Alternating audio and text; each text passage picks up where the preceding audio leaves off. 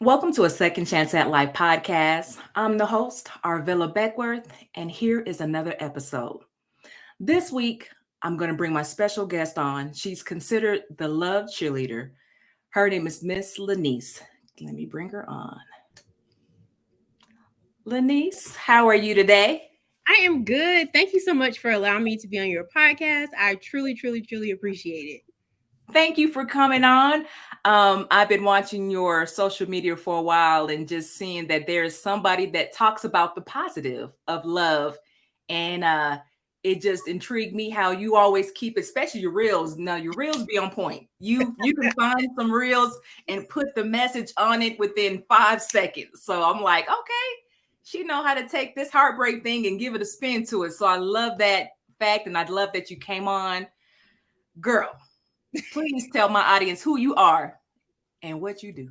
Absolutely. Hi, everybody. I'm LaNise, aka the Love Cheerleader, and I talk all things heartbreak. So before we get into a little bit about that, I just want to tell you a little bit about me. I'm an author. I'm a speaker. I'm actually a business coach. Professionally, I'm an IT project manager, and I'm the founder of the Love Cheerleader. So a little bit about me. I'm here in Atlanta. I actually have a crazy story. I was actually born in Connecticut because my dad was in the military. But we're from Atlanta. So I moved here when I was 3 months old, and then we moved around a little bit more. Ended up in St. Mary's, Georgia, which is southeast Georgia, near Florida, on the Georgia-Florida line. My dad retired. Instead of us moving back to Atlanta, we stayed down there. And so I finished up high school and stuff down there, but I was like, I got to go back to Atlanta. Goodbye, y'all. I got to go. So I came back to Atlanta, and I've been back now 19 years and super excited to be here. So a little bit about my story, though, is I was actually married for 5 years. And once, I realized like this marriage is over, I was in complete heartbreak. Like I was depressed. I didn't know what to do. Like I was in really bad shape. Like I really did not know what to do. But the crazy thing was I was helping people heal past their own heartbreaks for years, and I didn't really realize it. Like I just did it because it was just something that I enjoyed to do. So then when I went through my own heartbreak, the teacher had to become the student, and so that's like a little bit of my backstory and how I got here. So yeah. And I love that. And actually, what I really love is the name, the Love Cheerleader. How did that name come about? So, like I said, I've been helping people through heartbreak for years. I just didn't really think of it as anything, but I was always that person people came to help them, like cheer them on through different situations. So, whenever they were battling like a bad relationship or needed help, I was the one they always came to, and I was their cheerleader in all situations. And honestly, when I was trying to think of a name for the business, God literally gave me this, and I wrote it down, and I was like, oh, that is me. And so once I started the business and people heard the name, they were like, that is you 110%. And I was like, well, that's confirmation that I'm doing the right thing. So that's how it came about. It started as a kid, and then God just dropped it in my spirit, and here we are. Now, I know as women, we love hard, Mm-hmm. and we usually give all in a romantic relationship. Now, the one thing that we all can agree on, that breakups are painful, and no matter what side of the separation we are on, it hurts. Yes. So I'm going to ask you, being the expert, why is heartbreak so painful? So, I mean, heartbreak is super painful because you trusted this person. Like you gave this person your heart, you were vulnerable with them, you gave them literally like the best parts of you. So when you go through a heartbreak, you're like, wait a minute, I gave you this, I gave you 10 things. And for you to just break my heart, it literally breaks you into pieces. And you really don't know how to put those pieces back together. So it's equivalent to you breaking like a glass and it's all scattered, but you're like, how do I put it all back to make it pretty? Right. And so that's really, that's why heartbreaks are so painful, because you have all these broken pieces and you don't know what to do with them. You're like, do I put it back as a cup? Do I put it back as a fork? Like, what do I do? And you just really don't know, and nobody talks about it. And so it just makes it even more painful because you feel like you're in this little bubble by yourself and no one can help you because no one talks about it. Now, in your opinion, do you think that heartbreak is a form of depression? Because I could see where, like you said, you give someone your all, and then all of a sudden you're in a state of some type of emotional thing going on. So whether it's sad, whether it's being depressed, whether it's hurt, I could see, if not checked on early, it could lead down to the path of possible depression. Mhm. What's your opinion on that? I absolutely agree that heartbreak is a form of depression. I went through it. I didn't even really know I was depressed, but I was severely depressed. And because of my personality, I'm just so like happy all the time. Like for people to see me depressed, they were like, "This is not like you, and we do not like it at all." Like my best friend took a picture of me in that moment, and she was like, "I just need you to see what you look like." And I didn't even recognize the person that she sent me. I was like, "Who is this girl?" And she was like, "Oh, that's you, girl." I was like, "Oh, that's me." I didn't even know. But I was so depressed. Like, I didn't want to do anything. I remember I'm big on family reunions, and we had our family reunion one year. It was like right after everything had happened. And I remember my mom saying, because every that Friday of every year we have a banquet, and then that Saturday we have like a picnic and like a big barbecue, and it's so much fun. And so every year I'm there, and like family knows if no one's gonna be there, LaNise is gonna be there because I'm always on program, which is a whole nother story. I'm always like, y'all don't got nobody else. Why am I always on program? But that's okay. It's fun. And so every Friday night is a banquet. And I remember my mom asking me, "Do you want to go?" And I was like, "No." And that was completely not like me because every family reunion, I'm there, I'm involved, I'm helping, I'm doing something. I'm very much so present. And so for her to realize like something is going on with you, but I did not want to do anything. I literally just laid in the bed. I didn't want to do anything. And really, God told me to get up and exercise. And I was like, okay, but I don't really want to. But Mm-hmm. so I got up and exercised, and it was really exercise that really pushed me out of my depression because I was really about to go into a really really dark hole, but I didn't realize it, but I could feel what was happening. And so really that's what happened. God had to like push me out there, and I started exercising that same night at like 10 o'clock at night. I'm exercising, and I'm slowly starting to break out of my depression. And so that's really what got me out of it. But heartbreak is definitely a form of depression, and if it's not caught early, it Mm-hmm. can lead you down years and years of a depressive state, and you really don't know why because you didn't identify it was happening in that moment. And one thing that I can think about when you were talking about your analogy of a glass shattering, Mm-hmm. um, I've heard before, you break a vase or a plate and you try to put it back together, but there's always that couple of small pieces that are missing. So Mm-hmm. when you try to refill the glass back up, it's still a small little trickle of water, something still not completely healed. And the person said, that's how relationships are. If you may think you heal, you try to heal it back together, but if you're not healing completely, there's still going to be some spots in that glass that are leaking water. And I had to think about my previous relationship before I got married, when I thought I was healing, and I believe really I was sweeping under the rug. Mm-hmm. When I thought I was healing and not dealing with it, I felt those moments where it felt like I was still not completely whole. It felt like you said, it was a moment of, I just gave my all to this man. I look stupid now for everything that I did. And now I'm trying to put my life back together. And he's then moved on. He's got married. And I'm like, I'd have been through all that. Yeah. And he's over here doing what? So of course, yeah, it was now, woe is me, but then I was self-depict. I was picking at myself. Well, why wasn't I good enough? Well, why didn't he marry me? Well, why? But that continued to chip away from my glass. So when I was barely trying to put it together, I was actually tearing it apart. And it kept exposing more and more of my hurt Mm-hmm. until it finally just rebroke all again. And I couldn't put it back together. So I knew at that moment I needed to get healed from this because whatever I was trying to patch together was not holding together. So, Yeah, and unfortunately, a lot of people go through that. I knew really early on that I needed to heal from this because I knew that there was something on the other side for me.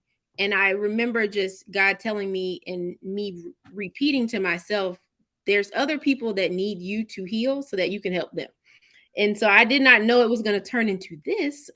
I thought it was going to turn into just having some little conversations here and there, but right. or just like writing a book or something. But I did not know it was going to turn into what it has turned into. And so I knew I needed to heal. Plus, as I was around people, my divorce was pretty public. I had a lot of intermingling of friends, and so everybody was like seeing what was happening.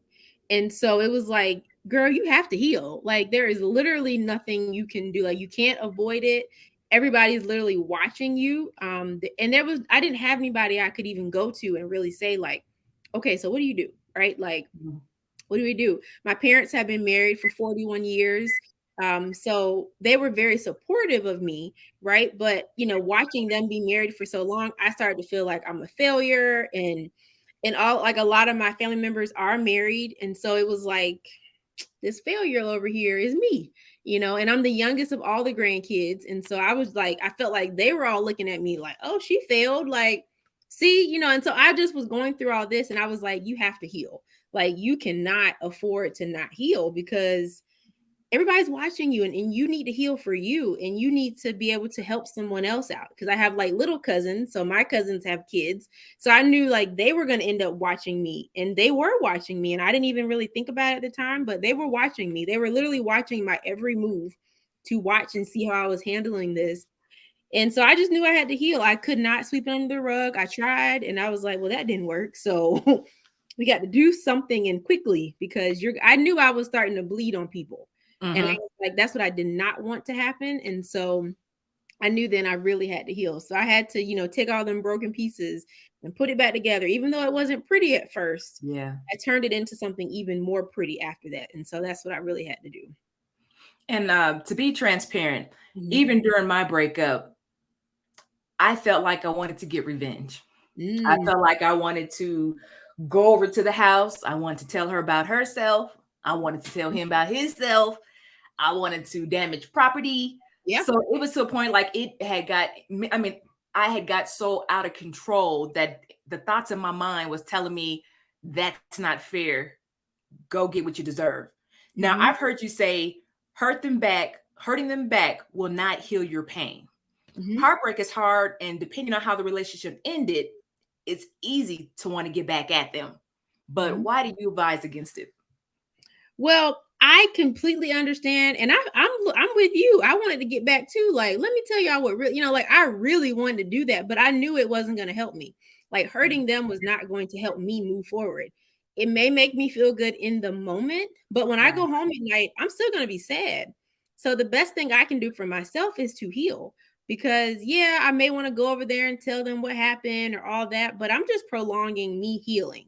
Because if I take steps back, and it's like I'm not doing anything to help myself. And I knew that I owed it to me to not do that. And I said, you know what? I'm gonna let God handle you, because if I do it, I may just like scratch the surface. But if God do it, I don't know what's gonna happen. But I know I'm not gonna be involved, and we just gonna let God handle it. And that's really how I had to handle it, because I had friends and family who was ready. Okay, Ready they to were go. like, Yeah. call me. What time you want me there? I'm there. And it was just like, I was like, no, we're not gonna do that. Pipe down. We ain't gonna do that. Even though I may want you to, and I really may nudge you and say, go do it real quick. But Okay. I had to just realize, like, one, I knew I needed to heal. It wasn't going to help me sleep at night. It was still going to make me be hurt at the end of the day. And then I was like, you know what? I don't want to miss my blessings, because I'm over here, acting up. So I was like, no, we're not going to do that. So we're just going to let it be what it is and not worry about it. But it was tempting. Yes. I'm not gonna lie to you, it was tempting, but that's why I tell people to heal first, and not try to do any of that, because it's just gonna hurt you in the long run, and you're gonna be months down the line still hurt, and that just it only helped you. Just like put a band-aid on your pain, but Mhm. you're still gonna be hurt. So that's why I say that.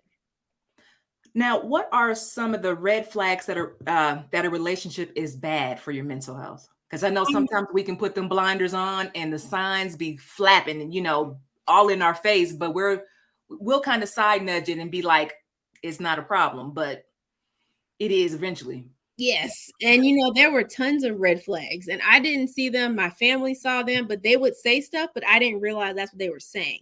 And Mm, I've had that conversation with people, like, even after I got divorced, it would like hit me one day, and I'd be like, I think that's what you were saying. Is that what you were saying like years ago? And they were mhm, like, yes. I'm like, why didn't you tell me? And they were like, would you have listened? If I told you what I saw, would you have listened? And we like to think that, yes, I would have listened. I would have heard every word you said. And when my cousin said that to me, I was like, I think you're right. I would not have listened at all. So I had to get honest with myself with that. But some of the red flags are, they're simply just rude to you and disrespectful to you. And a lot of times our gut tells us, like, why are they talking to me like that? That's not okay. And we just pass over it like, oh, they had a bad day. So when it happens again, we're like, oh, they had a bad day, not realizing that's a red flag. Like, why are you allowing this to keep happening? So that's the one thing I always like to tell people. And the next one is you just don't feel good around them. Like you just do not feel good. Sometimes people are depressed themselves and then they bring you down. And now you're sitting here depressed and you're like, but I'm happy. I woke up happy today. But why am I depressed? It's because you're depressed and your energy rubbed off on me. So now I'm depressed. And that's another red flag that this is not going to be good for your mental health. Um, and then really, I want people to always check your gut because your gut will tell you. Your gut will definitely tell you. And another one is like a lot of times people argue all the time and you don't think of it as a red flag, but when you think about it, you're like, we're always arguing. Every single time something happens, we're arguing. There is no peace emotionally, mentally, spiritually. I just don't feel good with you.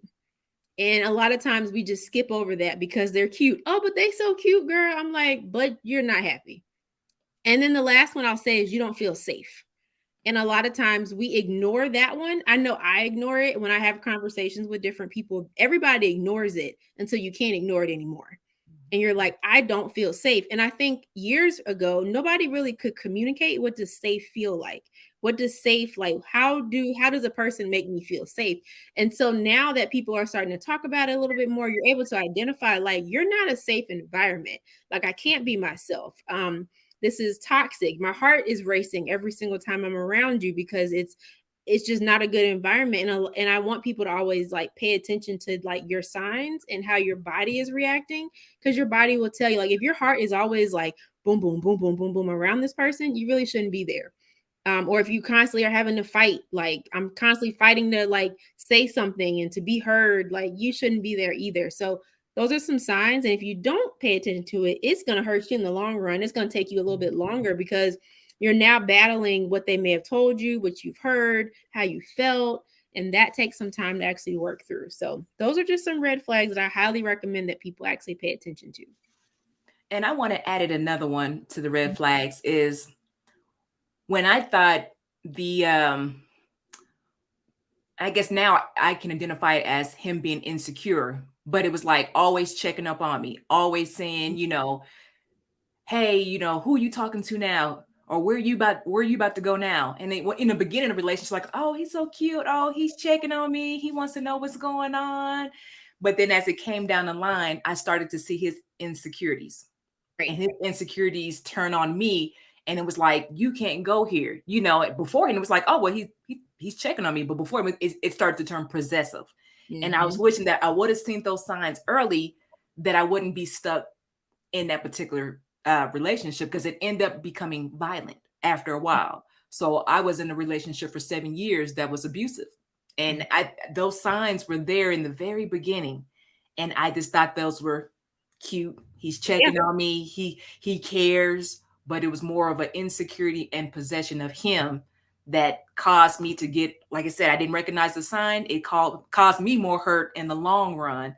And that's why I wanted to ask this question, because I think sometimes the signs are right there in front of us. Our family members, our friends are telling us that they're signs, but we don't really see them quite yet, because Right. we're hoping that it works. We're giving somebody that opportunity to, I guess, show themselves true. And when they do, we still don't recognize it. We're still like, but this wait a minute. But it's like, wait a minute, them red flags were there for a reason. Mm-hmm. And it was telling you something wasn't right. But I believe, and I'm guilty of it, you try so hard to make things work that you will push further, just to see if it will, potentially flourish out. Yeah. Yeah, and I agree with you. I definitely agree with insecure men because I have experienced that myself, and I've seen people go through it where the men are super insecure, and if you don't catch in the beginning, now you're too far in, and it's a lot harder to get out then. And so that's a really really good one. I'm glad you brought that up. And you know what? The interesting thing for me was some red flags that I noticed other men told me you don't want to Mm. like you don't want to be here, and I took it as you just want to talk to me and you just wish that you had it this like you could be here. And I didn't realize, well, that may have been true, but we're not gonna act like it wasn't true because we don't know. Like that could have Right. very well been what it was. But when I thought about it, I was like, another man can recognize another man better than we can. And they can see, like, that's not what you want. And so many people told me that. And I just brushed it off, didn't think nothing of it. But when I think back to it, I'm like, several people they tried really hard, but I didn't identify it the way I do now. Like a man knows a man. So a man can see he is not right. Like Right. you need to go. And it doesn't matter how many times people can tell you, right? Like people try to tell me this so many different times. And I was like, it's cool. You just jealous or you just wish or blah, blah, blah. No, girl, they were telling you the truth. And so when I thought about it, I was like, man, we can sometimes get in our own way because Yes. of different things. And these are just blatant red signs in front of us. Or another one is like if a man is like battling if they should date you or someone else and they decide to date you, it's like, but why are we really thinking like this? Like if you are trying to figure it out, then just go with them. Right. I don't have to make me like I don't have to make you realize that I'm for you. I don't have to do that. And a lot of times we do that. And then later on, all these other red flags are popping up, but we don't see it. So there's some definitely some red flags that happen. And I really work hard so that people can see them so that they don't go through it because Hmm. it can really hurt you if you don't see those. And I really am like stressing to people like I need you to see these things. Now, why do you think? Now, I know this is not one of the questions I have, but why do you think, as some women, they would rather be the side piece Mhm. than be the main? You know, I have paid a lot of attention to this because I don't, at first, I didn't understand it, but I think sometimes they don't want the responsibility of dealing with them every day, right? Like they're like, I only get you on the weekend. I don't need to deal with you Monday through Thursday. But Hmm. Friday through Sunday, I'm here, right? And so I really think that's why. But I've also challenged people's thinking, and I'm like, but why are you okay with this? Like just because you find it cute, you find it intriguing that you can that you're that like this person on the side, but why are you okay with just being on the side? Why are you okay with being a secret? Like, why are you okay with this? And when they think about that, they're like, you're right, I'm not okay with it. And I'm like, so let's figure out a way to get out of this because they already got a wife. You Yeah. know, like they already got a wife. And I don't understand why you want to be the other woman. Like, that's not cute. I don't care what nobody say on Instagram and music. It's not cute to be the other woman. Like it's just not cute. And karma will get you. I will say that karma will get you. God will get you. And I don't want that. I don't want the problem. So we don't want that. And I just really try to stress to people like it's just not cute. You don't want to be the other woman because there's another man who will make you his main woman. So Yes. why do we focus on somebody that only wants to give you a small part of them and that's it. Get somebody that wants to give you everything because they're out there. They They are are. completely out there, but you have to heal from everything else, or you won't even find this amazing person because you think you only deserve somebody that's going to give you a piece of them. And so that's one of the major reasons why I tell people like you have to heal first Hmm. because if you don't, this there could be God can give you the most amazing man ever. You will not recognize it because you have not healed. And now you'll be battling this person back and forth, and now they got to heal from you. And I'm like, that's not fair to somebody who literally came in pure intentions, wasn't trying to do anything to you, but just love you. But because you were still battling with your own stuff, now you not only hurt yourself because you're missing out on somebody amazing, now you hurt somebody else and the cycle continues instead of just working with people. And so I strongly wish people would just, work through that, but don't it's not cute to be somebody's side chick. It's just not cute. I don't care what the music says. It's not cute. Like it's just not cute. I hate that it's in music because I'm like, Hmm. people think it's cute, kids think it cute, and they're like, well, I'm his side chick. I'm like, and we're happy about this? Like Right. happy about this. And so I really am like wanting songs to just say stop. Like Right. it's not cute. You got kids thinking it's cute. It's not cute. So I could go on and on about that, but hopefully that answered your It question. did. It's not a fun thing. I'm like, can we stop this? This is not cute. Kids think it's cute. And then I have to tell my cousins and their friends, like, why do y'all think this is cute? So yeah, Hmm. it's not cute at all. And some people, they get out of a relationship and then get right back into another one before healing from the last one. What is the danger behind that? Oh, this exactly what I just mentioned, how you can't identify an actual real person for you, and you just are not taking that time to heal. Like, you don't even know who you are. You allowed this person to be your everything, right? You allowed this person to get the best parts of you, but in turn, you don't even know who you are anymore.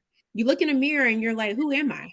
Mm-hmm. I don't even know who was staring back at me, because I was this person to, like I was this, like, this person was my everything, right? So I don't even know who I am. I don't know what I like. And I just haven't even healed. And that's the biggest thing. A lot of time we haven't healed. And then we just jump into something new because we're like, it's gonna be great. But then it's not. And then you then realize, like, this person is a very healed individual, and then you're not healed, and then you're going to be battling because they're like, why are you arguing with me? Like, I'm not even arguing with you, but you didn't heal from somebody that always argued with you. So now you're trying to always argue with somebody else, and they're like, I'm gonna leave you alone because it's not how I do things. Like, I didn't come at you like this. I don't know why we're here. And so I really don't recommend that people just jump into something until, until they actually take that time to heal. Okay, love it. And then I guess it's a part to the question: how long should someone heal before getting to a new relationship? Do you think it's a time frame? Do you think it's more when you are mentally ready? What do you think?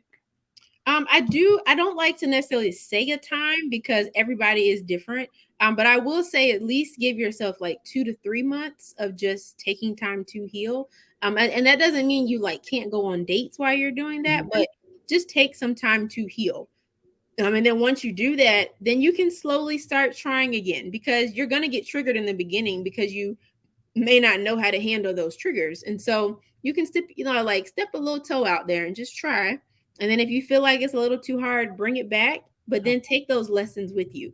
Because a lot of times we are healed, or we think we're healed, but then we meet somebody and then triggers are coming out the woodworks and we're like, I don't even know how to handle this. And so I always encourage clients to just try to date a little bit. When triggers come, I teach them in a way that they know how to handle it, and take a minute for themselves to say, okay, I've never experienced this, but this is how I'm feeling. So then let's work through it. And so I definitely don't think there's necessarily a time. Like, I'm not going to tell somebody it's going to take you 2 years to heal. Like, I'm not going to give them a time, but I do say at least take 2 to 3 months to just start the healing process and then see how you feel. Check your emotions, check how you feel. If you feel good, then we can, try. But if you don't feel good, then we'll back it up and we'll work on those areas where you don't feel good.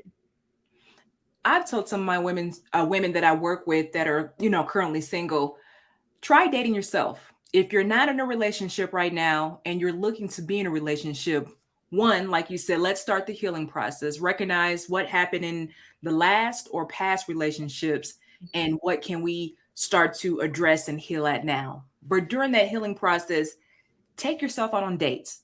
Don't be afraid to go to the movie theaters, go to comedy clubs, see a movie. But in order for someone to know how to treat you, you got to know how to treat yourself. So Yes. if you don't even know what you don't like, how is somebody else going to know what you like if you haven't experienced it? Yes. So when I said like date yourself, they're like, girl, I'm not about to go sit in a movie theater by myself, or I'm not about to sit somewhere and eat by myself. But I tell people it is very therapeutic to be comfortable in your own skin, knowing that wherever I go, I don't have to, I'm trying to put it, I don't have to please myself and feel uncomfortable because I know me. I know that I like seafood. So when I go into a seafood restaurant, I know I'm going to enjoy the entire thing because that's what I love. I'm not being fake for anybody else. And sometimes we get into relationships and we may not like certain things, but we do it because we like the person or we're in love with the person. So we learn their habits, we learn their likes. But I said, try dating yourself. You would be so surprised how much you didn't know about you because you were intertwined with them. Now it's time to split apart and start to relearn you again. So, what do you think about that? Oh, I'm all for it, because I tell my clients the same thing. You need to date yourself because you really truly don't know who you are, because Mhm. you allowed this other person to be that person, and unfortunately you took a backseat. So you don't know who you are. You don't know what you like. You don't know, like, if they like seafood but you don't, but you always went to seafood restaurants. Now you don't really know that you don't like seafood. You really like steak.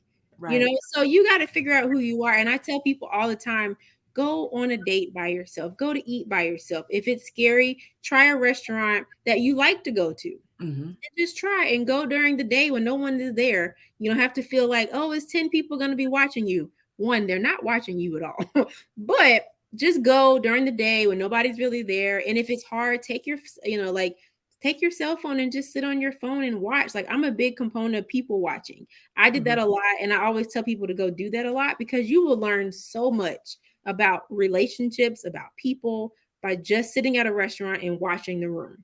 You can tell if this couple is really happy or not, or if this couple is like madly in love with each other. Like, you can tell that by watching, and you won't, if you don't take that time, you won't be able to see these things, because you're like, I've never seen it, or maybe you have, but now you have new eyes. So when you take Mm. yourself out on a date, you're going to use these new eyes, and you're going to see everything differently. So I highly recommend it.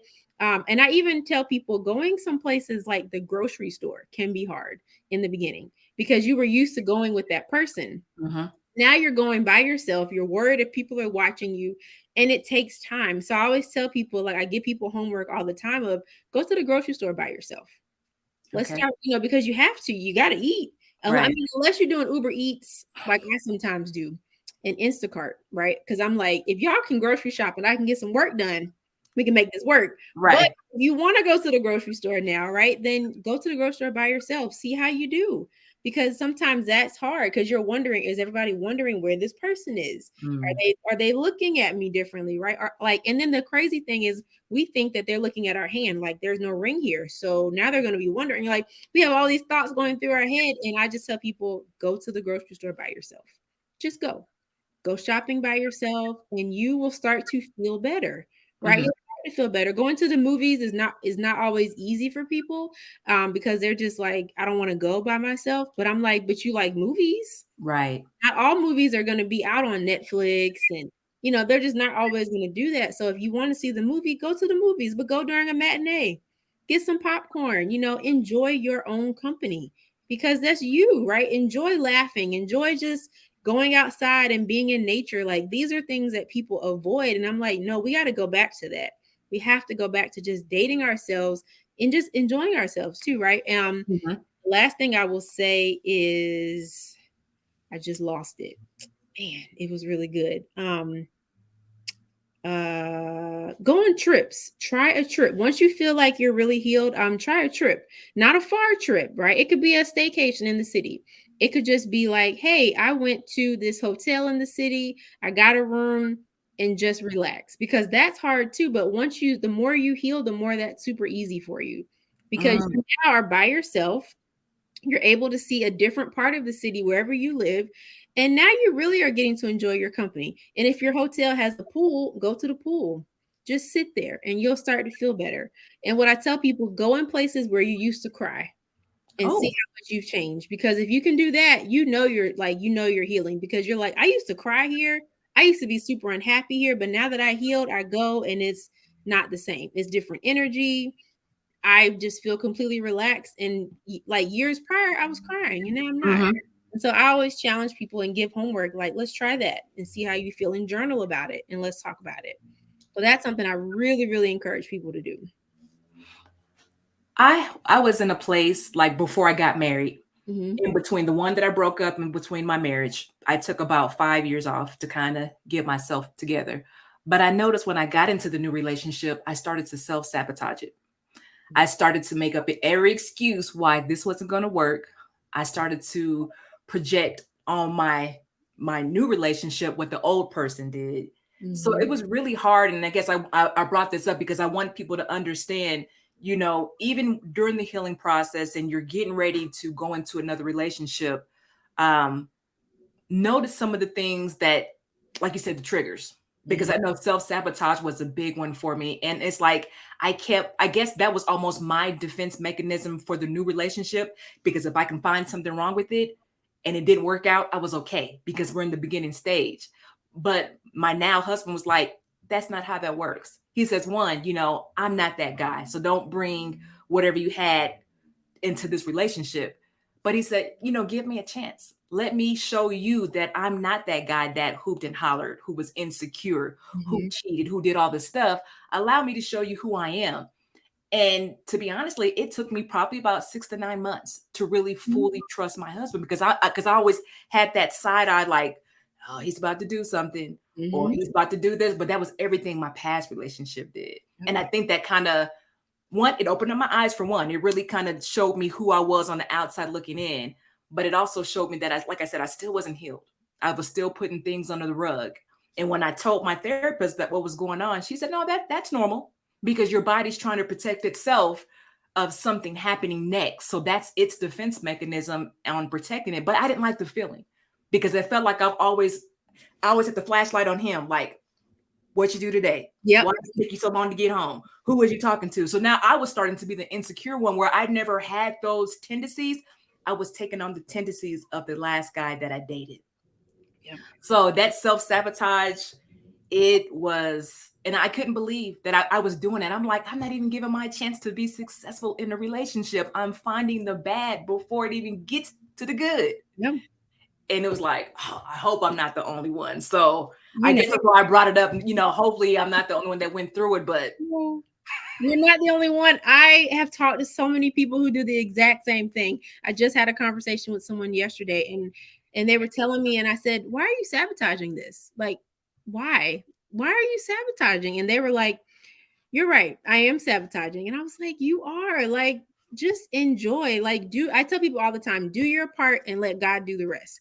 Because if you just do your part, that's all anybody can ask of you. mm-hmm, And a lot of times we do try to look for the other shoe to drop. We're right, like, "Oh, they're going to do this." And a lot of times they're like, "I just want to be here because I genuinely like you." And that's it. But the more we self-sabotage, the more they're going to be like, "Well, since you want to sit in this little bubble, I'm going to just go on." right. And then you're really going to be sad, like, "Man, I had a great one and I let him get away because of me." And so I always tell people, like, we have to heal and work through those things because you're going to self-sabotage, and then you're not going to be able to recognize that this person really wants to be here, but you are the problem. Unfortunately, you are the problem, and you're going to mess this up. And like I was telling a friend, like, y'all could be out here planning your wedding, but you over here self-sabotaging. Now you by yourself. Like, that's not okay. We got to like stop self-sabotaging because it will really, really hurt us in the long run. How can someone heal after a heartbreak? I know you start off with your story of being married. How Mhm. did you heal? So I really took time for me. Mm, I was in therapy at the time. Well, I was in therapy, which is crazy. I was in therapy trying to make it work. And in turn, one of my therapists, because I had two, I had one in the beginning, I had to let her go because I was like, "I don't really like you." So then I got a new one.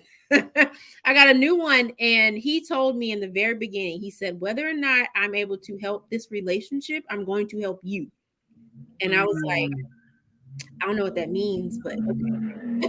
And mhm, so once it got to the point where I was like, "Okay, this marriage is over and there's no," um, I started working on me.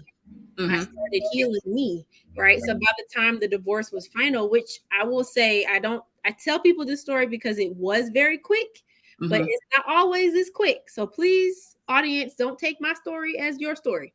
Um, but here in Georgia, especially pre-pandemic, you could get divorced in like 30 days. And Wow. yeah, and I tell people that, and they're like, "What?" I'm like, "Yeah, it was very quick. Like, the lawyer filed the paperwork like first couple days of July, and by August 12th, I was divorced." So everybody was like, "What did you do this summer?" Well, let me tell you, so it was very quick. So in that process, I had to really heal. And there were so many things that were coming at me, but I truly had to heal because I'm like, one, my dad told me, he was like, don't let somebody else, like, don't make them have to deal with you and you're not healed. Right. So you have to heal before you can ever deal with anybody else. And so that was one of the first things he told me was you have to heal. And so he just kept pounding it in my head. You have to heal. You have to heal. But again, no one told me, like, what does that mean? And Right. so I just created it myself. And so the first thing that I always tell people to do is you have to accept that the pain happened. You have to accept it. A lot of times we don't accept it. We don't even want to acknowledge that we were hurt. We're like, "I wasn't hurt." And I'm like, "You were." It's okay to say you were hurt. It's perfectly fine to say they broke your heart. But the more we don't say it, the more we're just prolonging us to heal.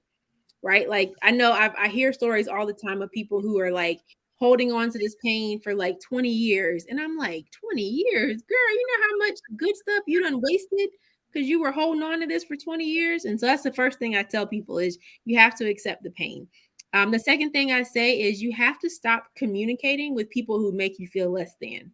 Oh, Because a lot of times we may have a friend that we talk to all the time, but when you really think about it, you're like, you make me feel worse. Like you make me feel worse than I was when I first came to you. So you got to stop talking to those people, because you already went through something traumatic. So you don't need anybody that's going to keep bringing you down. You need healthy people around you. So I always tell people, stop communicating with those people, but get you some people that are really going to support you and rally around you. And a lot of times they're like in our circles, but we just don't see it because we're in so much pain that we don't even see that there is somebody speaking life into us. There is somebody encouraging us, right? But we just don't always see it. So we have to take a step back and say, like, who's really in my circle? And are they here for me?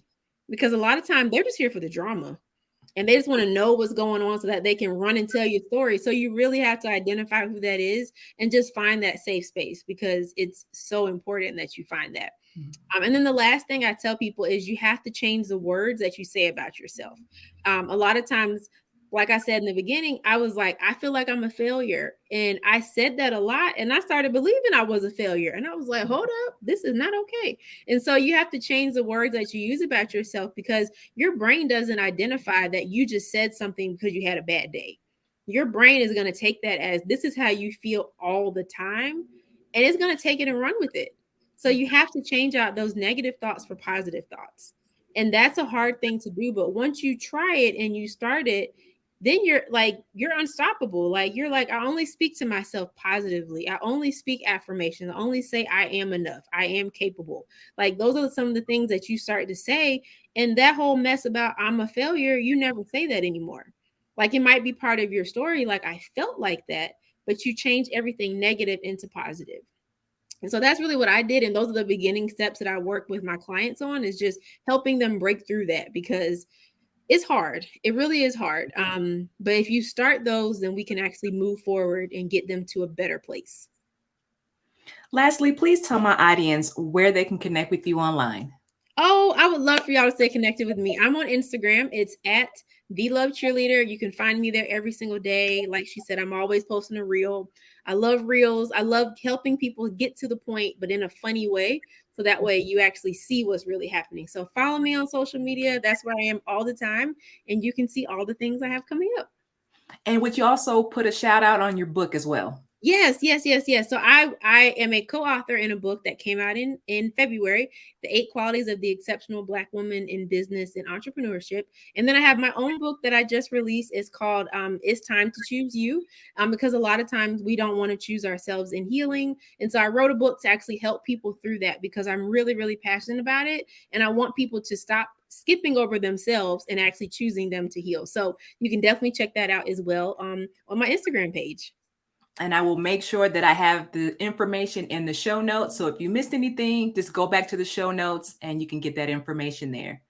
Thank you, LaNise, so much for talking to us today, being transparent, and giving us some great tips on how to heal from a heartbreak. Absolutely. Thank you so much for having me again. I really, really, really appreciate it.